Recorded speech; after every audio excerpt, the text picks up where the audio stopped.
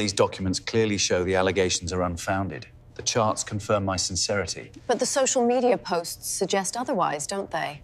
The notification pinged on my phone at exactly 7:47 a.m., right as I was pouring my second cup of coffee. Jenna's Instagram post had already racked up 300 likes in the 12 minutes since she'd uploaded it.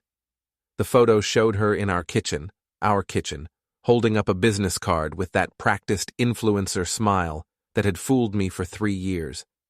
Taking a lie detector test before we tie the knot. If he truly loves me, he won't mind proving it. Before we dive deeper into this story, I have one small request. Please subscribe, drop a like, comment, and hit that hype button to boost this channel so more people can discover these incredible Reddit stories. I nearly choked on my coffee. Noel Grant, high school guidance counselor, age 44, suddenly feeling like the punchline to a joke I hadn't heard yet. The comments were already pouring in from her 28,000 followers, a chorus of heart eye emojis and "You go, girl" responses that made my stomach turn. "Morning, babe." Jenna breezed into the kitchen, phone still in hand, probably monitoring her engagement metrics. She was already dressed in her workout gear, the expensive kind that cost more than most people's monthly grocery budget. "Did you see my post?" "Hard to miss it," I said, keeping my voice level. After 15 years working with teenagers, I'd learned to hide my reactions. "Lie detector test, huh?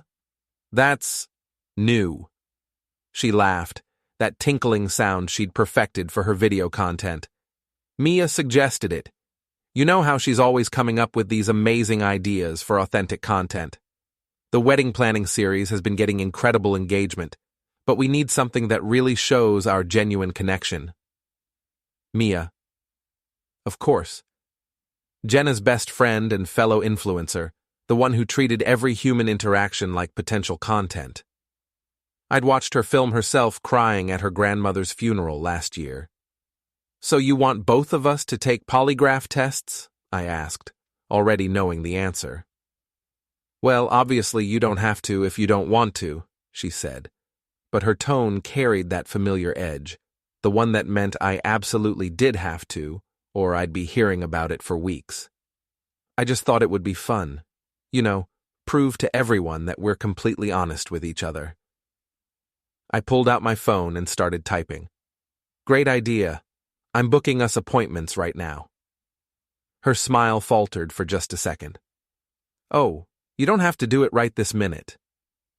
No, this is brilliant content," I said, channeling her enthusiasm back at her.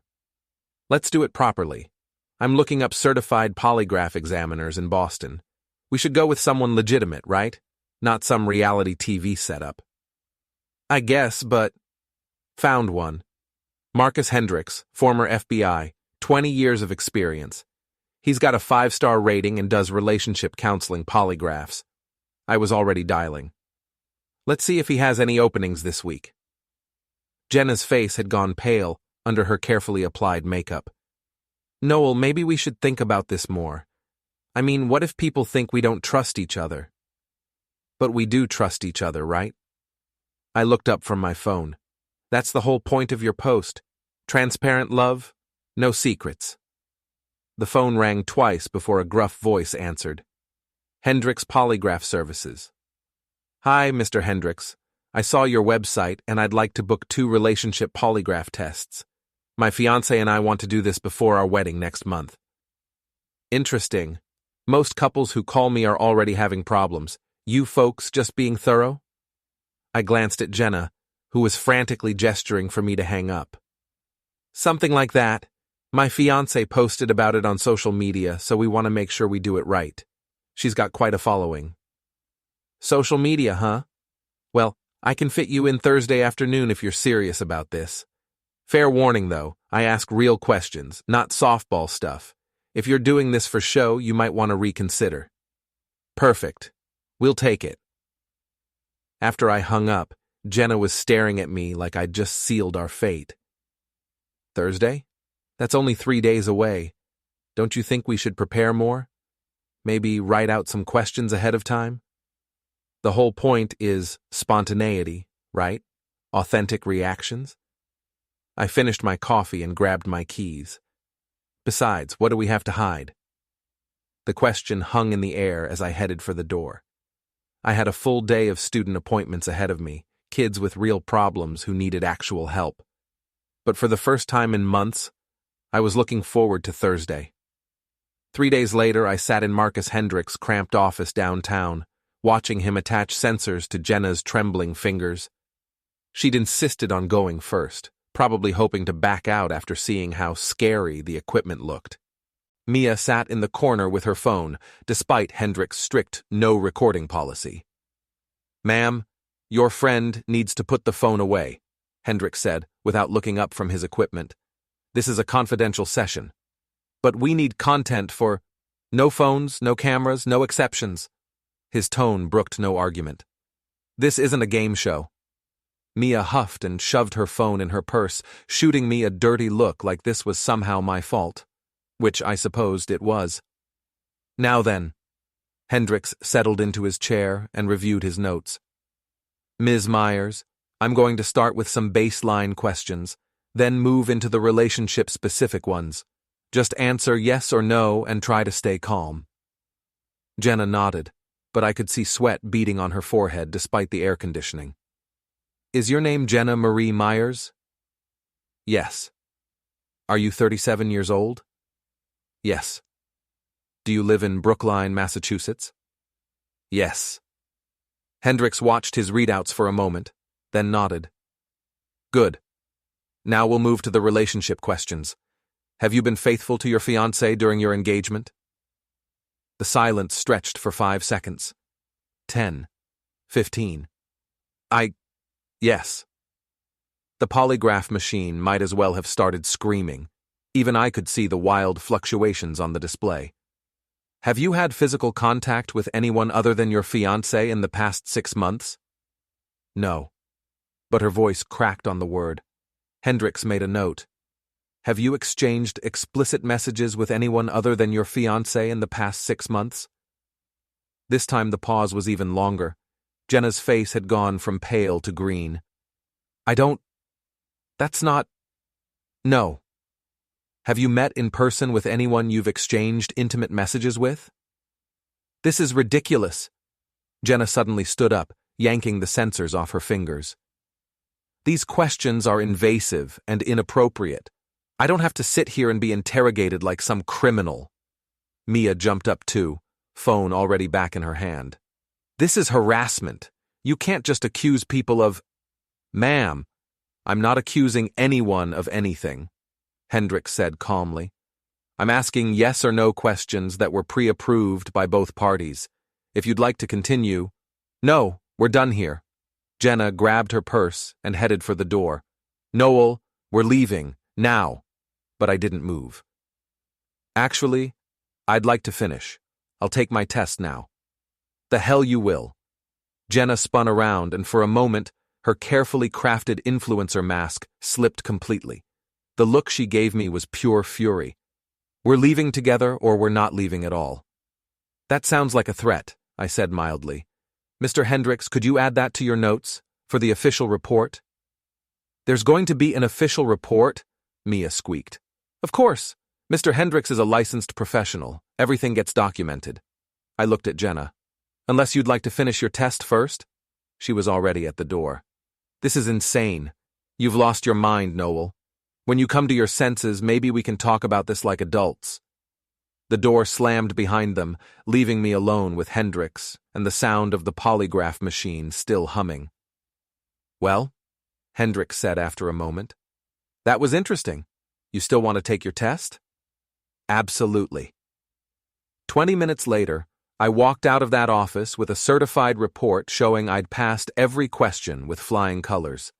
Jenna, according to the official documentation, had terminated the session after showing significant deceptive responses to multiple relationship fidelity questions. My phone was buzzing with notifications before I even reached my car. Jenna had posted a tearful video from the parking lot, claiming I'd ambushed her with inappropriate and hurtful questions, and that she was reconsidering everything about our relationship. The comments were already turning. Her followers weren't stupid. They could see through fake tears and manufactured drama. Several were asking why she'd left without finishing if she had nothing to hide. I sat in my car for a moment, watching her engagement numbers actually dropping in real time. Then I opened our wedding planning website and uploaded both polygraph reports to the Our Story section, right below her original Instagram post. My phone rang immediately. Jenna, take those down right now, or I swear to God, Noel. Or what? You'll leave me? I couldn't help but laugh. Honey, I think we're already there. The first vendor called at 6 a.m. the next morning. Apparently, our wedding photographer had seen the polygraph reports online and wanted to discuss the situation. By 7 a.m., I'd fielded calls from the caterer, the florist, and the venue coordinator. Word traveled fast in the wedding industry, especially when social media was involved. Mr. Grant, I'm calling about your event next month, said Patricia from Elegant Affairs Catering. Given the circumstances, we wanted to review our contract terms. I was making coffee in my kitchen, the same spot where Jenna had filmed her lie detector announcement just 4 days ago. The irony wasn't lost on me. What circumstances would those be, Patricia? Well, the polygraph results on your website, and your fiancé's social media posts. She's claiming the wedding is off due to your controlling and abusive behavior. We have a reputation to protect. I nearly dropped my coffee mug. She said what? You haven't seen her Instagram this morning? I hadn't. I'd been deliberately avoiding social media, focusing instead on the stack of college recommendation letters I needed to write for my students. But now, I grabbed my phone and pulled up Jenna's profile. The post had gone up 3 hours ago, a black and white photo of her looking devastated, with a caption that made me freeze. After yesterday's traumatic experience, I'm taking time to evaluate my relationship and my safety. No woman should be forced to prove her loyalty through public humiliation and invasive questioning. The man I thought I knew has shown his true colors, and they're not pretty. Please respect my privacy during this difficult time. Toxic masculinity. Know your worth. Never settle. The comments were a mix of support and skepticism, but the damage was clear. She was trying to flip the narrative, make herself the victim of my abuse. Patricia, I need to ask you something, I said, switching to my counselor voice, calm, professional, unshakable. Did you actually read the polygraph reports, or just Ms. Meyer's interpretation of them? I saw her posts, and because the reports are public record now, they show that I passed every question about fidelity and honesty, while she refused to complete her test after showing deceptive responses. Would you like me to email you the official documentation? A pause. That would be helpful. Great. And Patricia, check our contract. Section 12, subsection C, the infidelity clause. If one party commits adultery, the innocent party can cancel all wedding services without penalty, and any deposits are forfeited by the guilty party. Another pause. Longer this time. I'll review that and get back to you. I spent the next hour making similar calls. Every vendor, every service provider, every person who'd been hired to make our perfect day happen. By the time I finished, I'd canceled the entire wedding, and thanks to that infidelity clause Jenna had insisted on adding, to protect both of us from cheaters, she was on the hook for every penny. My phone was ringing non-stop now. Jenna, Mia, numbers I didn't recognize. I ignored them all and drove to work. Lincoln High School was my sanctuary. 15 years of helping kids navigate their problems, figure out their futures, deal with parents and teachers and the general chaos of being 17. It was real work with real purpose, unlike the manufactured drama consuming my personal life. Rough morning? Asked Principal Carter as I passed her office. You could say that? I paused in her doorway. Has anyone called here about me? Any complaints or concerns? She frowned. Should I expect some? Maybe. My ex-fiancée is having a bit of a meltdown on social media.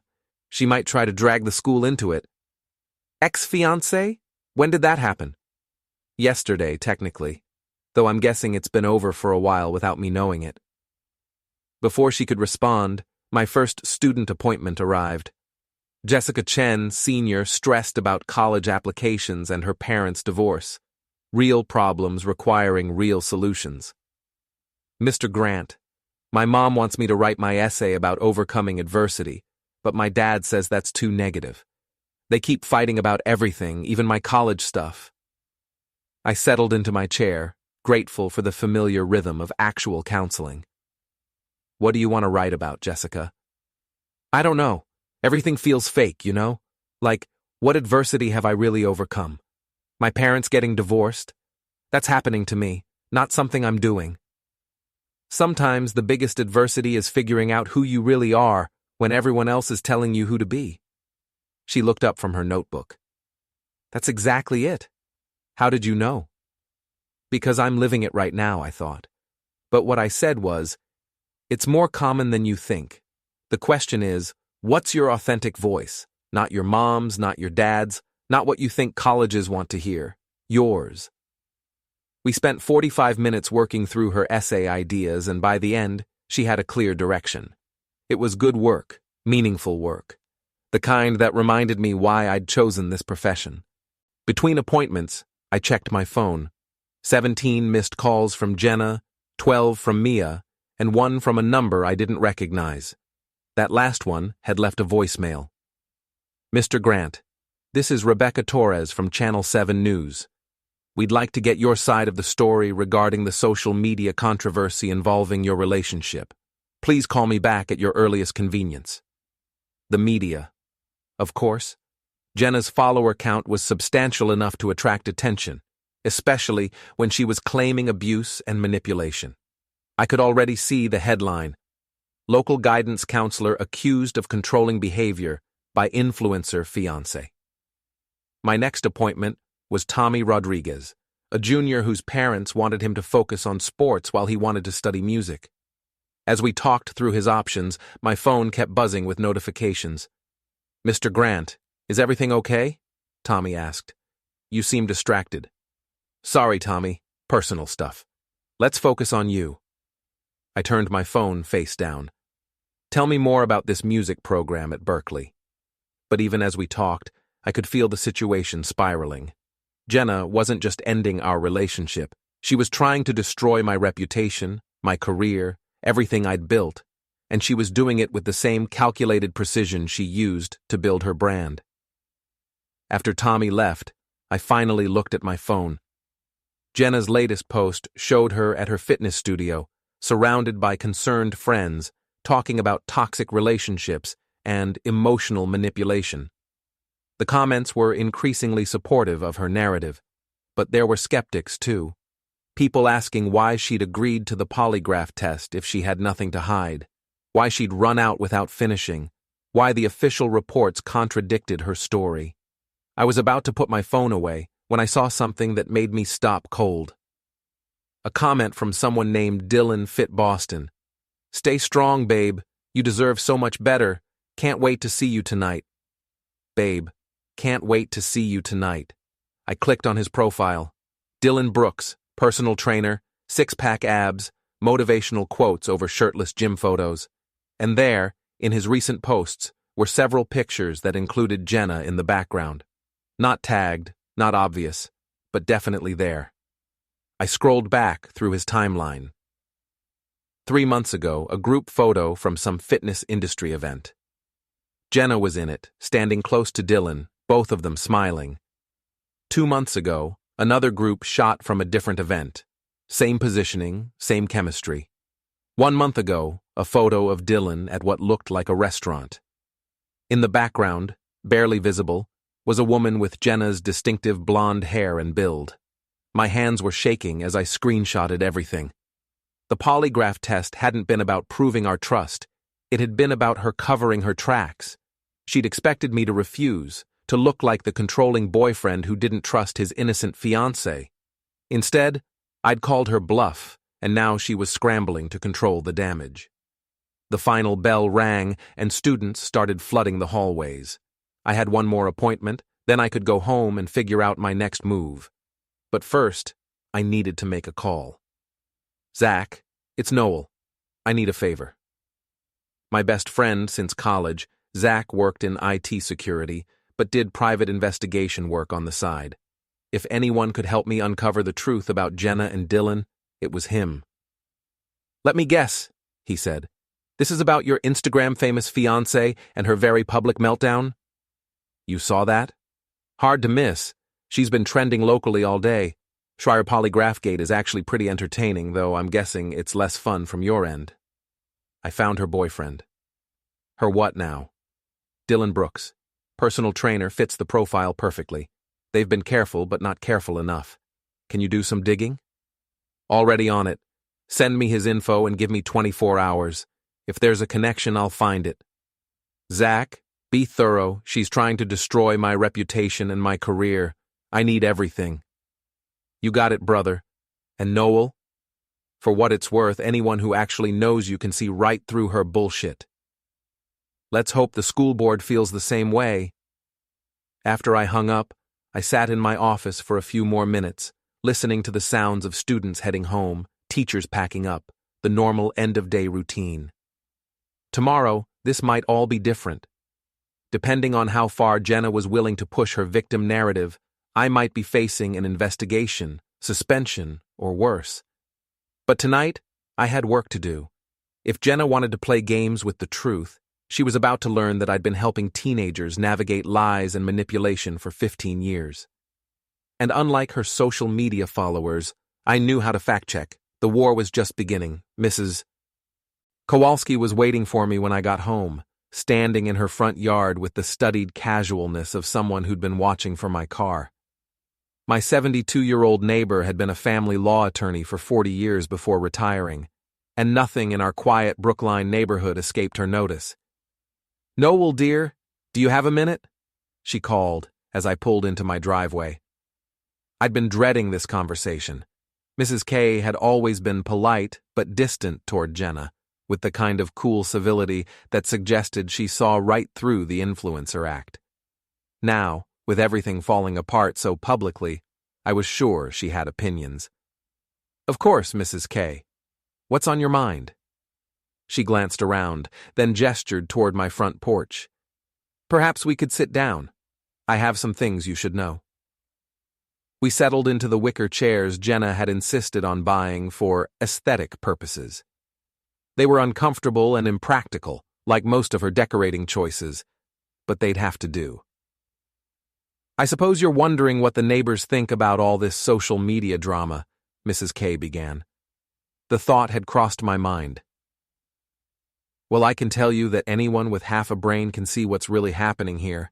That girl has been playing games for months, and now she's trying to make you the villain because she got caught." I blinked. "What do you mean playing games for months?" Mrs. K's expression hardened. "Noel, I've been watching that young man come and go from your house for weeks, always when you're at work, always parking around the corner instead of in your driveway. I assumed you knew." My stomach dropped. "What young man?" "Tall, muscular, drives a black BMW. Usually arrives around 10 in the morning, leaves by 2. Sometimes he brings flowers or takeout bags. I thought perhaps he was helping with wedding planning or some such nonsense." Dylan. It had to be Dylan. "Mrs. K, why didn't you say something?" "Because it wasn't my business, and I assumed you were aware. But after seeing that poor excuse for a victim act she's putting on online," she shook her head. "That girl has been carrying on an affair in your own home, and now she has the audacity to claim you're the problem?" I felt like I'd been punched in the gut. Bad enough that Jenna had been cheating, but she'd been bringing him to our house, our bed, while I was at work helping kids with their problems. The violation felt complete. "Would you be willing to testify to that, if it becomes necessary?" "Absolutely. I've been keeping notes." She pulled a small notebook from her purse. "Dates, times, license plate number. I may be retired, but I'm still a lawyer at heart." After Mrs. K went back inside, I sat on my porch for a long time, trying to process everything. My phone kept buzzing with notifications, but I ignored them. The social media circus could wait. Right now, I needed to think strategically. Jenna had made a crucial mistake by bringing Dylan to our house. It proved the affair was serious, ongoing, and brazen. But more importantly, it gave me leverage. She could spin the polygraph test as abusive or controlling, but she couldn't explain away months of documented adultery. My phone rang. Zach. "You're going to want to sit down for this," he said without preamble. "I'm already sitting. Hit me." Dylan Brooks isn't just her boyfriend. He's her business partner. They've been planning to launch a couple's fitness brand together, joint Instagram account, YouTube channel, the whole thing. I found the trademark applications filed 6 weeks ago under a shell company they created together. 6 weeks ago. That's before she even suggested the polygraph test. It gets better, or worse, depending on your perspective. They've been house hunting together. I found real estate searches on both their computers for properties in Newton and Wellesley. Big places, the kind you'd need 2 incomes to afford. So this wasn't just an affair, it was an exit strategy. Exactly. She was planning to leave you anyway, probably right after the wedding. My guess is she wanted the wedding photos and content for her brand. Then she'd have had Dylan play the other man who swept her off her feet. Very romantic, very marketable. I closed my eyes. What about the polygraph thing? That was damage control. Someone must have tipped her off that people were getting suspicious. The test was supposed to make her look innocent and you look paranoid. When you actually went through with it, she had to pivot to the abuse narrative. Any idea who might have tipped her off? Working on it. But Noel, there's something else. I found messages between her and Mia from last week. They were discussing how to handle the Noel situation if things went sideways. Mia suggested she start documenting concerning behavior to build a case for emotional abuse. My hands clenched into fists. They planned this whole thing. Looks like it. The victim act, the social media campaign, even reaching out to that reporter. It's all coordinated. They're trying to destroy your reputation so completely that no one will believe your side of the story. After we hung up, I went inside and poured myself a drink. 3 fingers of bourbon, the good stuff I'd been saving for the wedding. It seemed appropriate. The house felt different now, contaminated by the knowledge of what had been happening here. Every room held the possibility of betrayal. The kitchen where she'd filmed her polygraph announcement. The living room where she'd probably entertained Dylan while I was at work. The bedroom we'd shared, now forever tainted by the image of them together. My phone buzzed with a text from an unknown number. "This is Rebecca Torres from Channel 7. We're running a story tonight about the social media controversy. Would you like to comment?" I stared at the message for a long moment, then typed back, "What time does it air?" 11 p.m. The story focuses on cyberbullying and social media manipulation in relationships. We'd love to include your perspective. I'll be watching. At 11 o'clock, I sat in my living room with my second bourbon and watched my private life become public entertainment. The segment opened with Jenna's tearful video from the parking lot, then showed screenshots of her abuse allegations. Rebecca Torres, a polished blonde who looked like she'd stepped out of central casting, delivered the story with practiced concern. A local social media influencer is speaking out about what she calls a pattern of controlling and manipulative behavior from her now ex-fiancée. Jenna Myers, who has over 30,000 followers on Instagram, says she was forced to take a lie detector test and then publicly humiliated when she refused to answer invasive questions about her personal life. They showed clips from Jenna's Instagram stories, all carefully edited to make her look sympathetic. Her followers had rallied around her, sharing their own stories of toxic relationships and emotional abuse. The hashtag #BelieveJenna was trending locally, but then Torres introduced a twist I hadn't expected.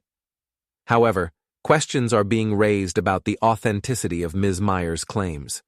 Public records show that she voluntarily agreed to the polygraph test and failed to complete it after showing signs of deception. Additionally, sources close to the couple suggest there may be more to this story than what's being presented on social media. They showed screenshots of the official polygraph reports, highlighting the fact that I'd passed every question while Jenna had terminated the session after deceptive responses. They also included comments from skeptical followers who were questioning her narrative. The story ended with Torres looking directly into the camera. In the age of social media, it's easier than ever to control the narrative of your own life. But as this case shows, the truth has a way of surfacing, even when it's inconvenient. We reached out to both parties for comment, but only Ms. Myers responded, declining an on-camera interview. My phone started ringing immediately. Jenna. "You son of a bitch," she hissed when I answered. "You gave them those reports, didn't you? The reports are public record, Jenna. Anyone can access them. Don't play dumb with me. You're trying to destroy my reputation, my career, everything I've worked for. That's rich, coming from someone who's been cheating on me for months while planning our wedding." Silence. Then, "I don't know what you're talking about. Dylan Brooks, black BMW, your house visits while I'm at work, the trademark applications for your couple's fitness brand, the real estate searches in Newton. Should I go on?" The silence stretched longer this time. When she finally spoke, her voice had changed completely. No more tears, no more victim act, just cold calculation. "You have no idea what you're messing with, Noel. I have 30,000 followers who believe every word I say. I can make your life hell with a single post." "You already tried that. How's it working out for you?" "This isn't over." "You're right, it's not." She hung up, but I wasn't worried. Let her make her threats. Tomorrow, I'd start fighting back with something she'd never learned to value: the truth. I woke up Friday morning to find that Jenna had declared war overnight. Her Instagram story was a masterclass in manipulation. 12 slides of carefully crafted victimhood, complete with screenshots of threatening messages from my supporters, and a tearful video about feeling unsafe in her own home. The kicker was slide 11, a photo of our house with the caption, "He knows where I live and has made it clear he won't let this go. I'm scared." My coffee mug hit the kitchen counter harder than I'd intended. She was escalating, trying to make me look like a stalker and a threat. The fact that it was our shared home until 3 days ago was conveniently omitted, but slide 12 was what really caught my attention. A screenshot of a GoFundMe page titled, "Help Jenna Escape Toxic Relationship." The goal was $50,000 for legal fees, security, and a fresh start. In the 6 hours since she'd posted it, she'd already raised $8,000. She was literally profiting from her lies. My phone rang. Principal Carter. "Noel, I need you to come in early today. We have a situation." "What kind of situation?" "The kind where the school board gets anonymous emails about one of our counselors being dangerous and unstable. Can you be here by 7? I was dressed and in my car within 10 minutes. The drive to school gave me time to think, and by the time I reached Carter's office, I had a plan. "How bad is it?" I asked, settling into the chair across from her desk. "Bad enough that I had to call an emergency meeting with the superintendent. Good enough that I've been doing my homework." She pulled out a thick folder. "Tell me about this polygraph test." I walked her through everything: Jenna's original post, my decision to book real tests, her failure and dramatic exit, the official reports. Carter took notes, asking pointed questions like the former prosecutor she'd been before moving into education. "And you have documentation of all this?" "Everything. The original social media posts, the polygraph reports, even recordings of our conversations with the vendors about canceling the wedding." "Recordings?" "Massachusetts is a one-party consent state. I've been documenting everything since she started the abuse allegations." Carter smiled for the first time since I'd arrived. "Smart. What else do you have?" I told her about Mrs. Kowalski's observations, Zach's investigation, the business partnership with Dylan, the house hunting, the coordinated social media campaign. With each piece of evidence, Carter's expression grew more confident. Noel, I've seen actual abusers try to manipulate the system. This isn't that. This is a woman who got caught cheating and decided to destroy your reputation rather than face the consequences. So what happens now? Now we go into that meeting and I present the facts. All of them. The school board may be concerned about bad publicity, but they're more concerned about making the right decision. And the right decision is standing behind a good teacher who's being targeted by a vindictive ex. The meeting was scheduled for 8 a.m. in the conference room. 3 school board members, the superintendent, Carter, and me. I'd brought copies of everything: polygraph reports, social media screenshots, Zach's investigation findings, Mrs. Kowalski's notes. Board Chair Margaret Walsh looked like she'd rather be anywhere else. Mr. Grant, I'm sure you understand our position. When allegations of this nature surface, we have to take them seriously. I absolutely understand, Mrs. Walsh, which is why I've prepared a complete timeline of events with supporting documentation. I slid folders across the table. Everything you need to see the full picture. For the next hour, I walked them through the evidence methodically. Jenna's original polygraph challenge, her failure to complete the test, the discovery of her affair, the coordinated social media campaign to paint me as abusive, the GoFundMe scam. Superintendent Davis whistled low when he saw the trademark applications. She was planning to leave him anyway. This whole thing is just damage control. That's my assessment as well, Carter added. Mr. Grant is being targeted because he exposed her infidelity. Everything else is retaliation. Board member Johnson, who'd been quiet throughout the presentation, finally spoke up. What about these threatening messages she claims to be receiving? If your supporters are harassing her, they're not my supporters, and I can prove it. I pulled out my phone and showed them Jenna's Instagram comments. Look at the accounts posting these so-called threats. Created this week, no followers, generic profile pictures. They're fake accounts, probably created by her or her friend Mia to support the harassment narrative. Walsh was studying the polygraph reports. Mr. Grant, this shows you passed every question about fidelity and honesty. She refused to complete her test after showing deceptive responses. That's pretty damning. It gets worse. I have evidence that she's been bringing her boyfriend to our shared home while I was at work. My neighbor has been documenting it for months. I showed them Mrs. Kowalski's notes, dates, times, license plate numbers. Meticulous records of Dylan's visits, all during school hours, all carefully hidden from me. By the end of the presentation, the mood in the room had shifted completely.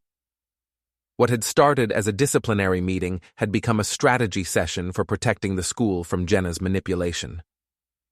Mr. Grant, Davis said finally, I want you to know that this school district stands behind you 100%. If Ms. Myers continues her campaign against you, we'll be consulting with our legal department about defamation charges. I appreciate that, but I'd prefer to handle this myself. She wants to play games with the truth? Let's see how she handles some real transparency. After the meeting, I had 3 hours before my first student appointment. Time enough to execute the next phase of my plan. First stop, the fitness studio where Jenna taught classes and Dylan worked as a trainer. Zach had discovered that their affair had started there, and several employees suspected what was going on. It was time to give them some facts to go with their suspicions. The studio was busy with the morning crowd, all spandex and motivational music. I found the manager, a no-nonsense woman named Carol, who looked like she could deadlift a small car. Are you Noel? She asked before I could introduce myself. Jenna's ex? That's me. I'm guessing you've seen the social media drama?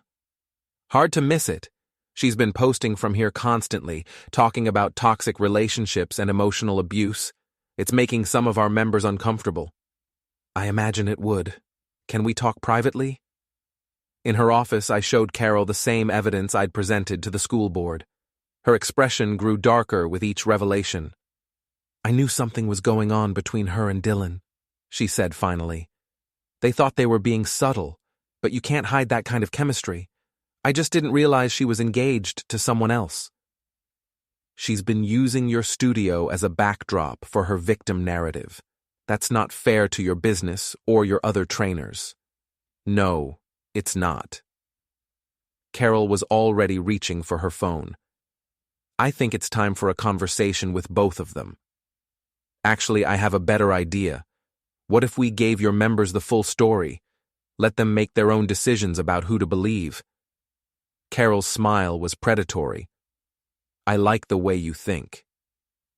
20 minutes later, I walked out of the fitness studio knowing that by afternoon, every member and employee would have access to the real facts about Jenna's abuse claims. Carol had agreed to post the polygraph reports and timeline in the staff area, where gossip spread faster than wildfire. Next stop, the local coffee shop where Jenna filmed most of her authentic lifestyle content. The owner, Marcus, had always been friendly when we came in together. Time to see if that friendliness extended to the truth. Noel, man, I heard about what happened. That's rough. It's been interesting. Marcus, can I ask you something? Has Jenna been filming here this week? Talking about the situation? Oh yeah, she was here yesterday doing some kind of live stream about toxic relationships. Drew quite a crowd. Some of my regulars were asking questions about it. What kind of questions?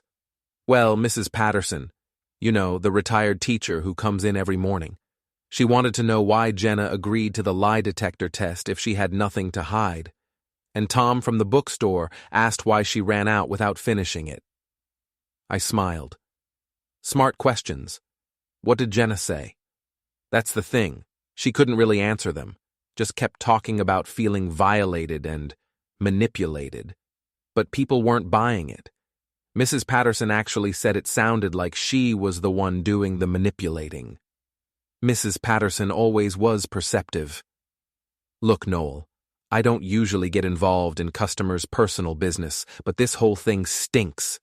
She's been coming in here for months with that trainer guy, acting all cozy, and now she's claiming you're the problem? Doesn't add up. By the time I reached school, word was already spreading through our small community. Jenna's narrative was crumbling under scrutiny, and the people who actually knew us were seeing through her performance. But I wasn't done yet. If Jenna wanted to play the social media game, it was time to show her how it was really done. Not with fake tears and manufactured drama, but with facts, evidence, and the kind of truth that couldn't be spun or edited. The real counterattack was just beginning. Saturday morning brought the nuclear option. Jenna had posted a new video overnight, 20 minutes of tears, accusations, and carefully edited evidence of my alleged abuse. She'd enlisted 3 of her influencer friends to share their own stories of toxic relationships, creating a coordinated campaign that had, believe Jenna, trending nationally. But she'd made one crucial mistake. In her desperation to seem credible, she'd posted screenshots of text messages between us, claiming they showed my controlling behavior. The problem was, I had the full conversations, and the context she'd omitted completely changed their meaning. My phone rang. Zach. Please tell me you saw her latest masterpiece, he said. Hard to miss. She's really going all out. Too far out. I've got something that's going to end this whole thing. Can you meet me at Murphy's in an hour? Murphy's pub was nearly empty at 10 a.m. on a Saturday, just the way we needed it. Zach had claimed a corner booth and spread papers across the table like he was planning a military operation. Remember how I said I'd find out who tipped her off about people getting suspicious?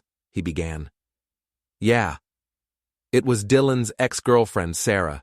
She works at the gym, saw them together constantly, and got tired of watching him cheat. She sent Jenna an anonymous message warning her that people were talking. Okay, but how does that help us? Zach grinned.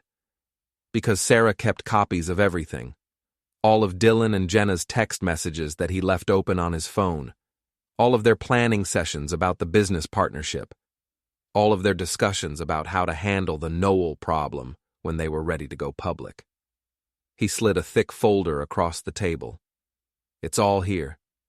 Months of messages showing they were planning to leave their respective partners and start fresh, including discussions about the best way to destroy your reputation so you couldn't interfere with their plans.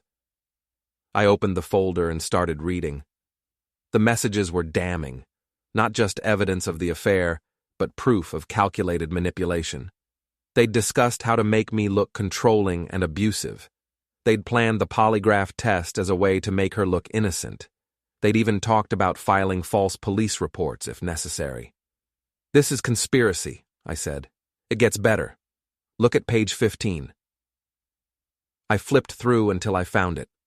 A message from Dylan to Jenna dated 2 weeks ago. "Once we destroy his reputation, no one will believe anything he says. We can write our own story."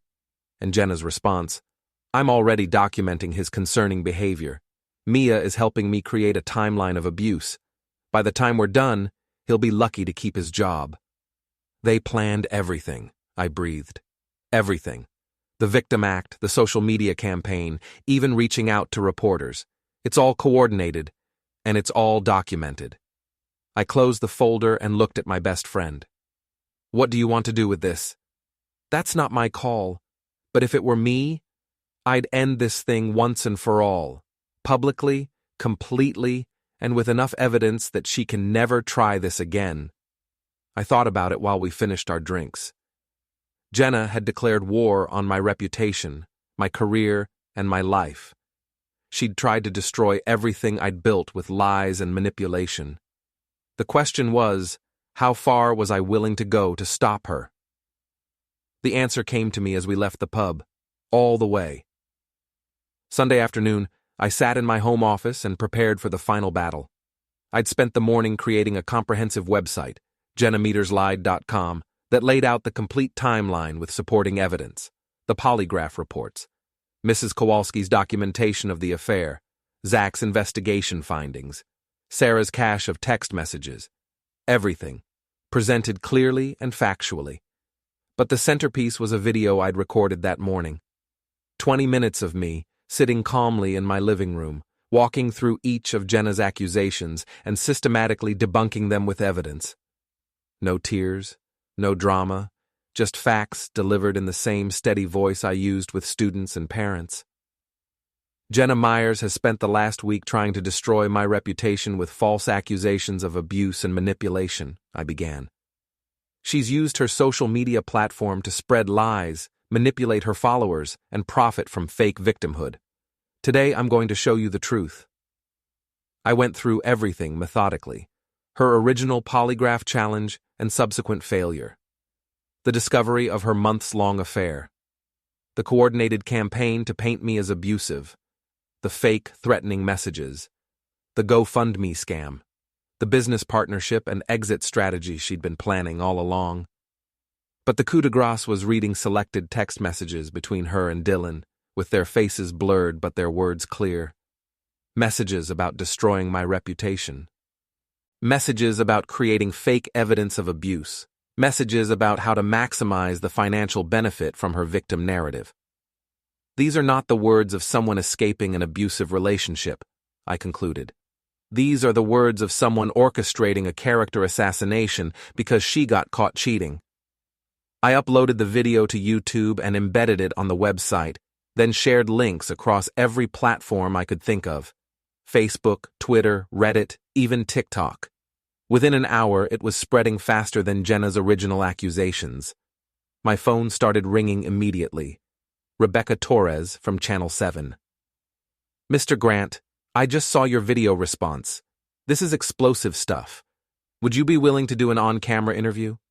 "Absolutely, but I want it live, and I want the full context presented. We can do a live segment tomorrow night, 7 p.m. "Perfect." Next call was from Carol at the fitness studio. "Holy shit, Noel, I just watched your video. Dylan's been fired, and we're banning Jenna from the premises. This is insane." "It's about to get more insane. I'm doing a live TV interview tomorrow night." "Good. People need to see this. She's been using our studio to spread lies about you, and I'm sick of it." The calls kept coming. Mrs. Patterson from the coffee shop, wanting to know if she could share the video with her book club. Principal Carter, expressing the school board's full support. Even students' parents who'd seen the drama unfold online and wanted to offer their backing.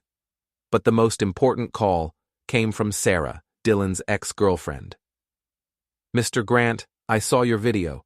I want you to know that I have more evidence if you need it."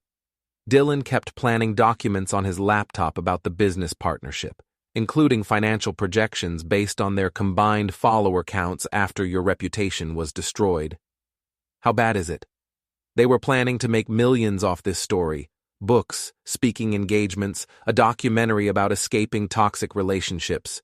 Your destruction was literally their business plan. By Sunday night, Jenna Lied was trending higher than Sock believed Jenna had ever reached. The comments on her social media were brutal. Former supporters demanding answers, sponsors pulling partnerships, followers abandoning her in droves. She tried to respond with another tearful video, but it only made things worse. People were asking specific questions about the text messages, the polygraph test, the affair timeline. Questions she couldn't answer without admitting her lies. Dylan had gone completely silent, deleting his social media accounts after being fired from the gym. Mia was trying to distance herself from the whole situation, claiming she'd been misled by Jenna's version of events. Monday morning, I woke up to find that Jenna's GoFundMe had been suspended for fraudulent claims. Her main Instagram account had lost over 15,000 followers overnight. 3 major fitness brands had publicly ended their sponsorship deals. The woman who'd tried to destroy my life with lies was watching her own empire crumble under the weight of truth. But I wasn't done yet. Tonight's live TV interview would be the final nail in the coffin, not just for her reputation, but for any chance she'd ever have of spinning this story in her favor. After 15 years of helping teenagers navigate the consequences of their choices, I was about to give Jenna Myers the most important lesson of her adult life. Actions have consequences, and the truth always wins in the end. The war was almost over, and I was about to claim total victory. The Channel 7 studio felt like a gladiatorial arena as I sat across from Rebecca Torres, waiting for the live broadcast to begin. Through the glass partition, I could see the control room buzzing with activity. This wasn't just a local interest story anymore. 3 national outlets had picked up the controversy, and everyone wanted to see how it would end. 30 seconds, called the floor manager. Torres adjusted her notes one final time. "Mr. Grant, I want you to know that we've reached out to Ms. Myers for comment multiple times. She's declined to appear or provide a statement." I'm not surprised. It's hard to defend lies when the evidence is overwhelming. The red light came on, and Torres launched into her introduction with practiced professionalism. "Good evening. I'm Rebecca Torres. Tonight, we're following up on a story that has captivated social media and raised important questions about truth, manipulation, and the power of online narratives. Last week, local fitness influencer Jenna Myers accused her ex-fiancé of emotional abuse and controlling behavior. Tonight, that man is here to tell his side of the story, and he's brought evidence that paints a very different picture." She turned to me. "Mr. Grant, thank you for joining us. Let's start with the beginning. Your ex-fiancé posted on social media that she wanted both of you to take lie detector tests. How did that come about?" Jenna posted that challenge without discussing it with me first. She presented it as a fun way to prove our trust and transparency before the wedding. What she didn't expect was for me to actually follow through and book real, professional polygraph tests. "And what happened when you took those tests?" "I passed every question about fidelity and honesty. Jenna showed signs of deception and refused to complete her test. The certified results are public record." Torres nodded. "After that, Ms. Myers began posting about what she called your controlling and abusive behavior. How did you respond?" "Initially, I tried to handle it privately, but when she began a coordinated social media campaign to destroy my reputation and career, I realized I had to defend myself with facts. And those facts paint a very different picture than what Ms. Myers presented." Completely different. What I discovered was that Jenna had been having an affair for months with a personal trainer named Dylan Brooks. They were planning to start a business together and had been house hunting as a couple while planning our wedding. Torres pulled out printed screenshots. These are text messages between Ms. Myers and Mr. Brooks that were provided to us. In them, they discuss strategies for damaging your reputation. Can you walk us through what we're seeing here? These messages show that the abuse allegations were fabricated. They discuss creating fake evidence, manipulating social media narratives, and even filing false police reports if necessary. The goal was to destroy my credibility so completely that no one would believe my side of the story. That's a serious accusation. It's a serious crime. Conspiracy, defamation, fraud. They documented their own criminal behavior in writing. Torres leaned forward. Mr. Grant, some viewers might wonder why you're going to such lengths to clear your name. Why not just move on?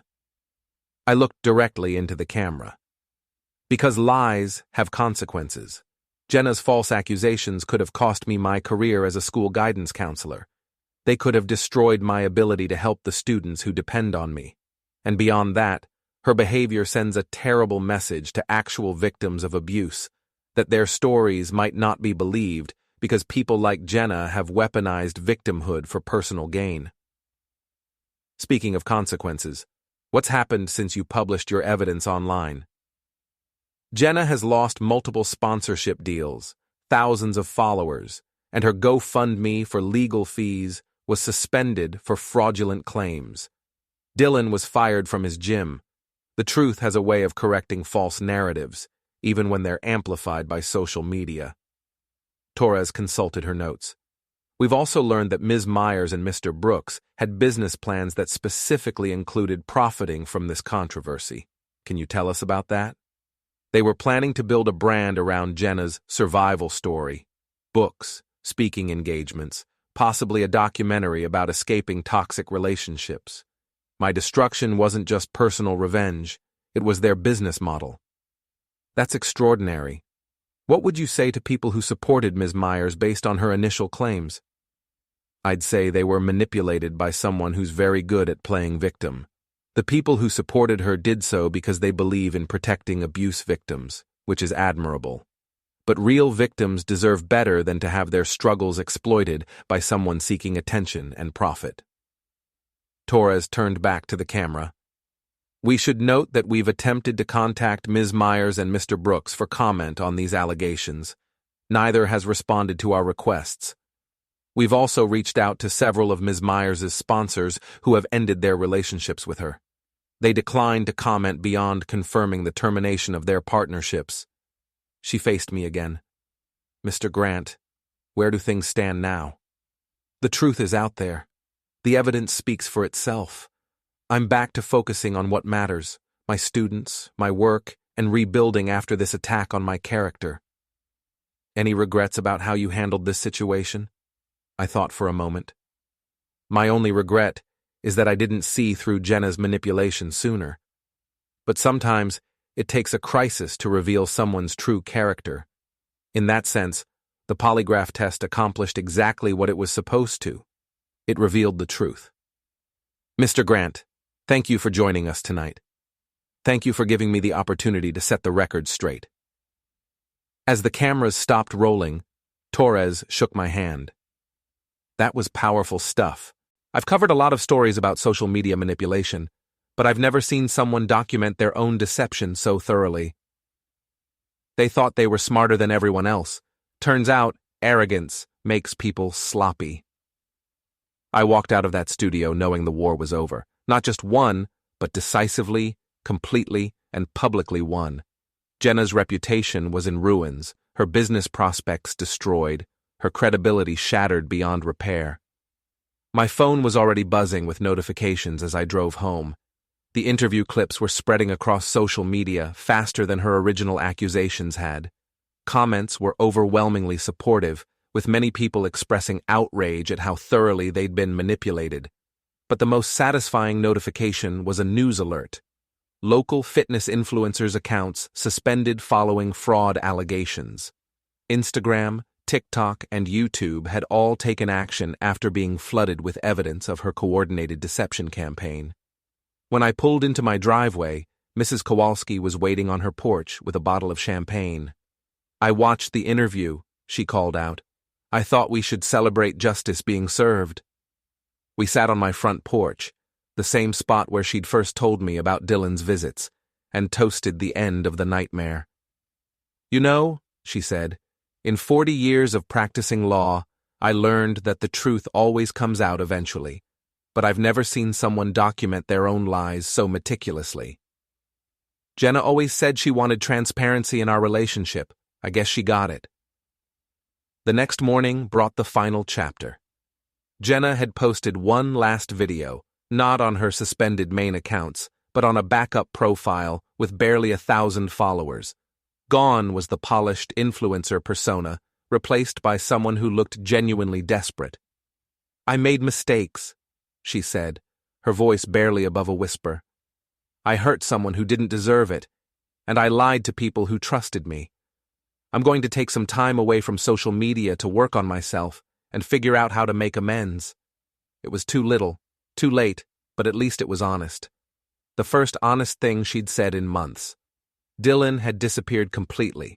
Social media accounts deleted, gym membership canceled, apartment lease terminated. Word was he'd moved back to his parents' house in Ohio, his fitness career as faded as his relationship with Jenna. As for me, I returned to work that Monday to a hero's welcome. Students who'd followed the drama online were full of questions and admiration for how I'd handled the situation. Parents sent emails of support. The school board issued a formal statement backing me completely. Principal Carter stopped by my office that afternoon. "How does it feel to have your life back?"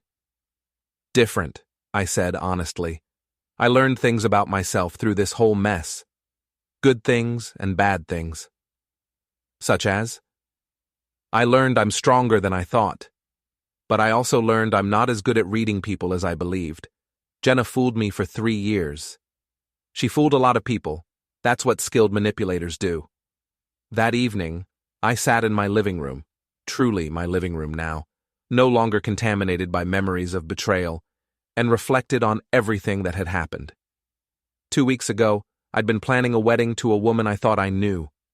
Tonight, I was single, vindicated, and surprisingly at peace. My phone buzzed with a text from Zach. "Drinks to celebrate your total victory?" I typed back, "Rain check. I'm enjoying the quiet." And I was.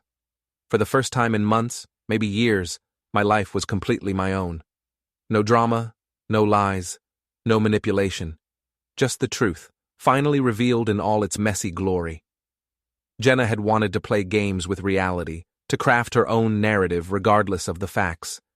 She'd learned the hard way that truth isn't just another social media post to be edited and filtered. It's the foundation everything else is built on. And when that foundation is solid, no amount of lies can shake it. I poured myself a drink, the same bourbon I'd been saving for the wedding, and raised a toast to the empty room. "To the truth," I said aloud, "and to the people who tell it." Outside, the neighborhood was quiet and peaceful. Inside, my phone had finally stopped buzzing with notifications. The storm was over, the battle was won, and justice had been served. For the first time in weeks, I slept like a baby.